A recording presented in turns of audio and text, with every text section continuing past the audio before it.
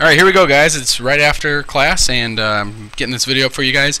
Remember, you need a piece of paper. You need to get a piece of paper, so go get one right now. And then come back. I'll wait here. Okay, that's long enough. You could have paused. Alright, complex numbers. Basically, we use complex numbers when we can't represent an answer as a real number. This does not have a real solution. When you take the square root, you can't take the square root of a negative number because we can't get something times something else will never be negative. It'll always be positive. So of the same number.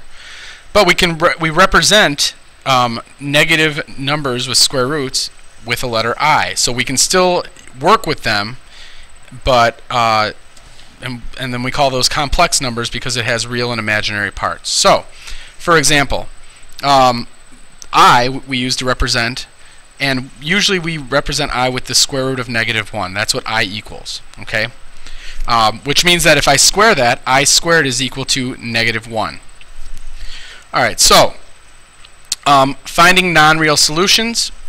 One of the things we did in class today was you found solutions. So, for example, let's just do a quick example. If I give you 3x squared plus 10 equals -26, I subtract 10 over, and you get 3x squared equals -36. X squared is equal to -12. When you take the square root, x is equal to plus or minus the square root of -12. Right away, you're going to break this down like normal, except for there's now a -1 involved. So you can pull the square root of -1 out. You can think of this as plus or minus the square root of -1 times the square root of 12, because when you can take out the -1. So this becomes an I, and this breaks down into 2 root 3. So my final answer here is x is equal to plus or minus 2I root 3. We like to keep the i's out of the obviously out of the radical, and in front of the radical. We don't like to put it back here after it, because then we don't know if it's really in the radical or not. So alright, so x equals plus or minus 2I root 3 for that. So the standard form when you see numbers in complex, I'm just going to write real quick. Standard form is A plus BI, where A is the real part and B is imaginary. The BI part is imaginary, obviously, because it has the I in there. Let's put parentheses around the A. So all we're doing today really is working with a bunch of these. We're working with how you add and subtract and multiply these. So let's do a couple quick problems. So first one, we're going to add and subtract. So when you add and subtract, you add and subtract the matching parts. Kind of think of the I ones as like x's. You have to add your like terms. So you add real parts and imaginary parts separately.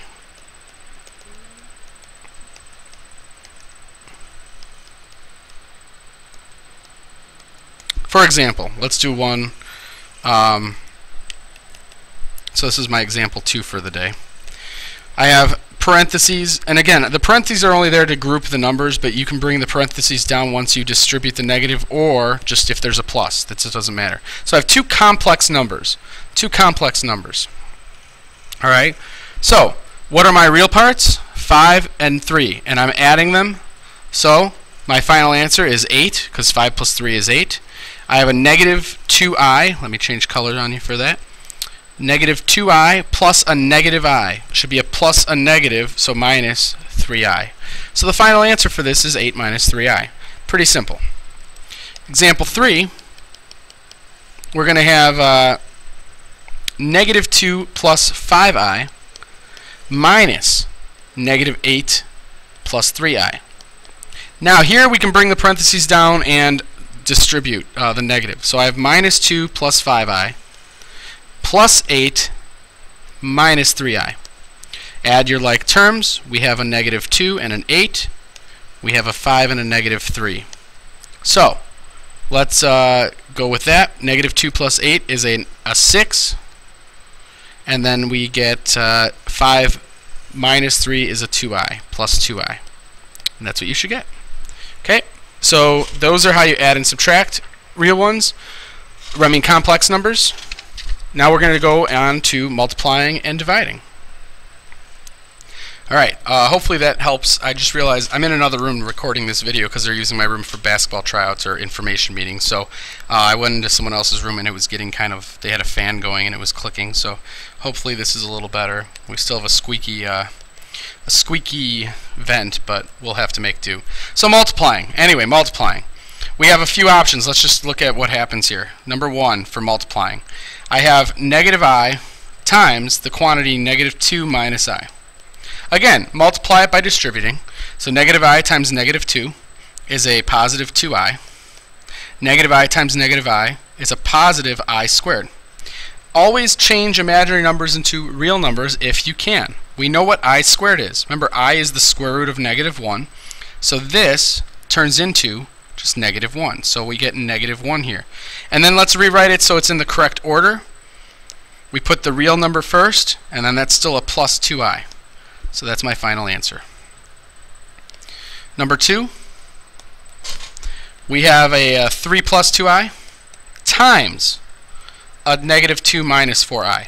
Again, we are now multiplying. What does this look like? It looks like two binomials when we are dealing with x's. So guess what you do?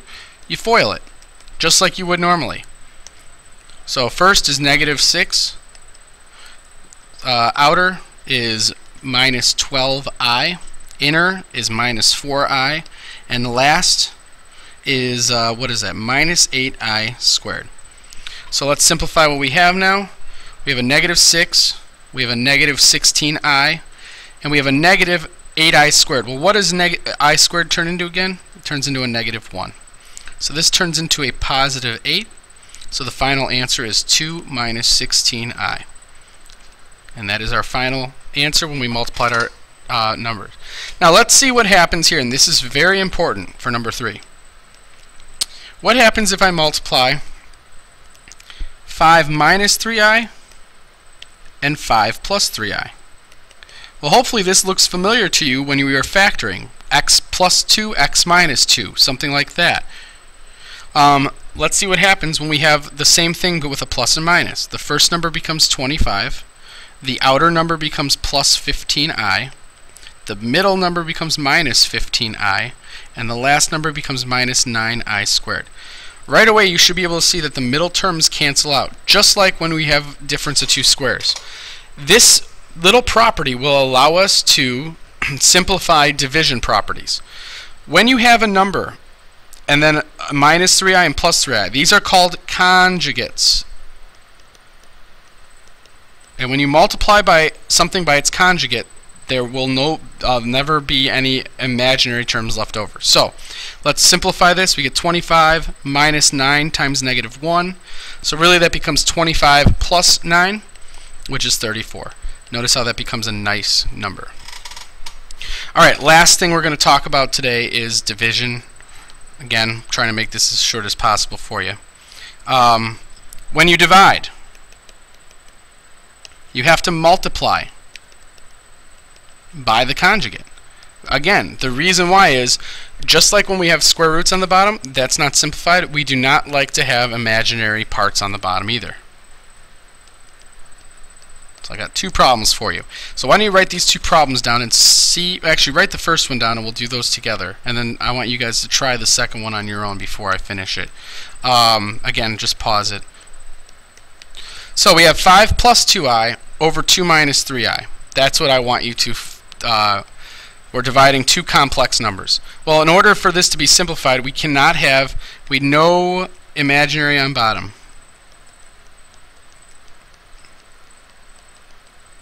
Again, we talked about this. We need to multiply this by its conjugate.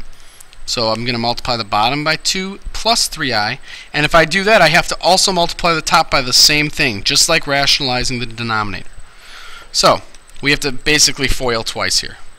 You get a 10 plus 15i when you're multiplying.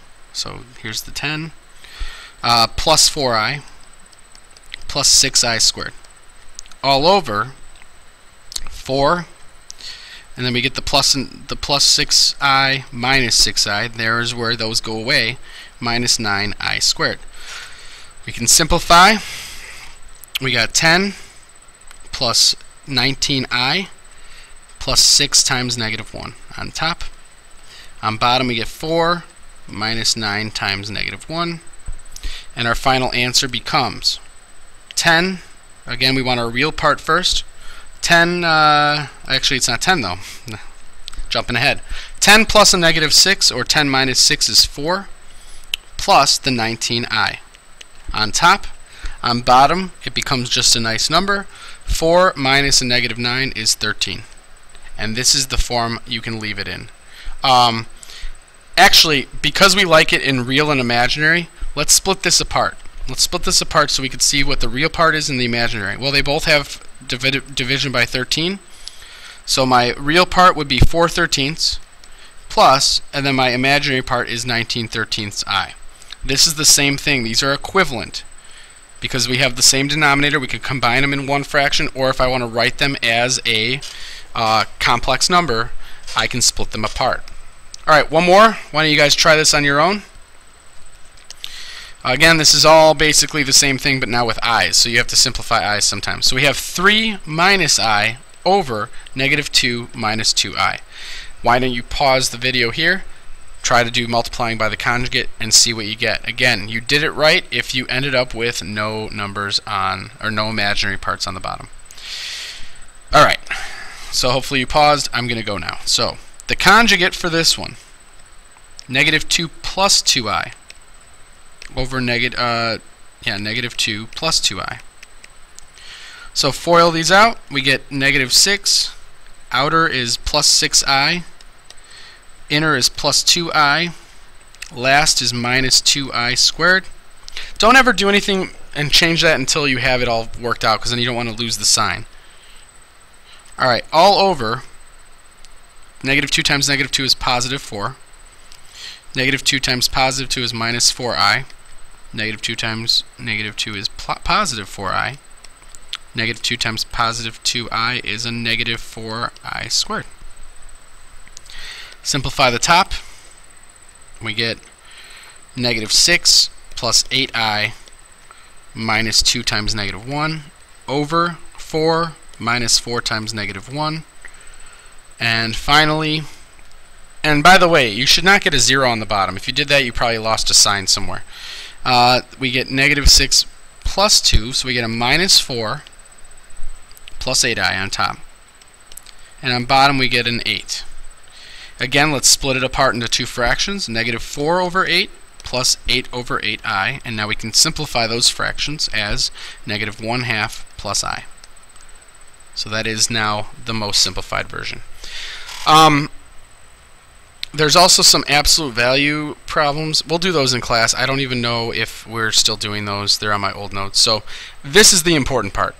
This is the most important part for this lesson. So, alright, I hope you enjoy, and I will see you guys tomorrow.